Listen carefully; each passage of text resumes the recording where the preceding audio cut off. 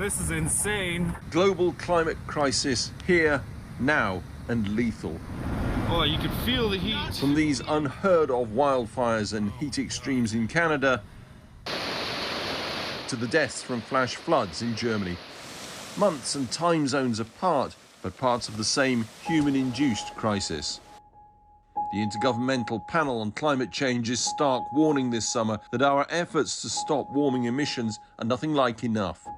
So we saw a new record summer temperature of 38 Celsius in the Siberian Arctic. Global climate politics gained momentum, there's no question. A cry for survival comes from the planet itself.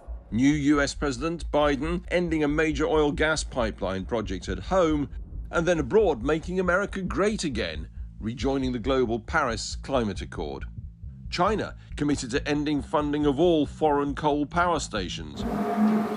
The EU and US began a rolling global initiative to cut methane, the most dangerous greenhouse gas, from cattle and petrochemicals. Scores of nations have now signed up. Nearer home? Well, he keeps talking a great green game. My friends, the adolescence of humanity is coming to an end. It's true, government initiatives on things like offshore wind farming are genuine world leaders. There are interesting initiatives going ahead funded by the government on hydrogen power. And the government has a chance under new legislation to make our agriculture more green than it's ever been. Action over water companies using our rivers as sewers has been slow. Busiest year yet then for the rock star turned water campaigner Fergal Sharkey. Every river in the country is polluted. An awful lot of that is directly as a result of sewage from the water industry. Tree planting remains nowhere near government targets. And there's the double embarrassment of a new coal mine in Cumbria and a new oil field off the coast of Shetland, both looking more unlikely, but still possible. Happily, individual initiatives are making strides as rewilding sweeps across Britain, storks breeding again in Sussex. Beavers so successfully returned to Scotland and beyond that some are being moved to avoid culling.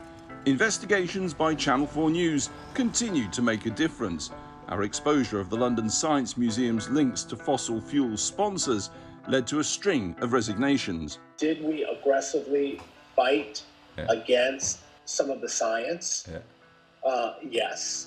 Our undercover sting with Greenpeace revealed how America's biggest oil company denied science to get its way on Capitol Hill.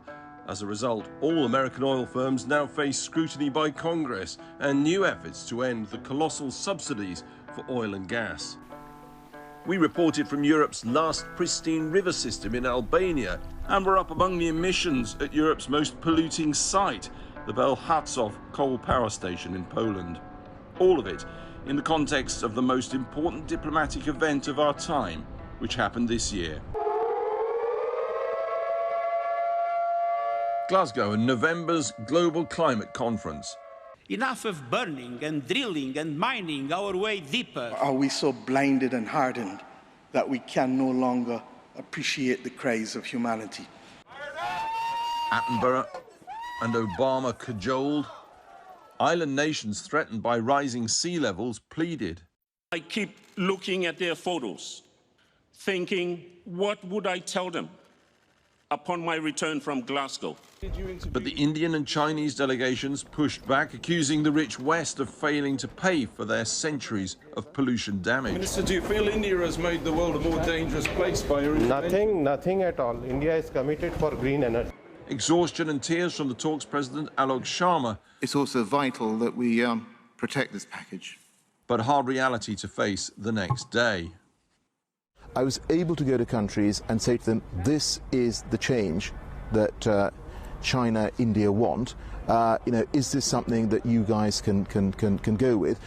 People were really disappointed. There's no doubt about that. But ultimately, they said to you, look, they said to you, if you don't do this, this whole process collapses. That's what they said. They said to you, you do this or the whole process is off, didn't they? Yep, sure. Right. That said, the COP climate conference and other areas saw real progress, and climate is centre stage as never before. There have been vast shifts of global finance, from fossils to renewables. Research this month shows that if we act on carbon emissions, we can change things quicker than we thought.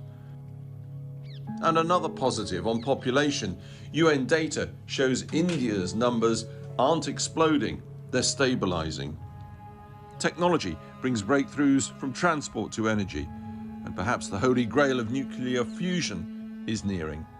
Clean power gets ever cheaper.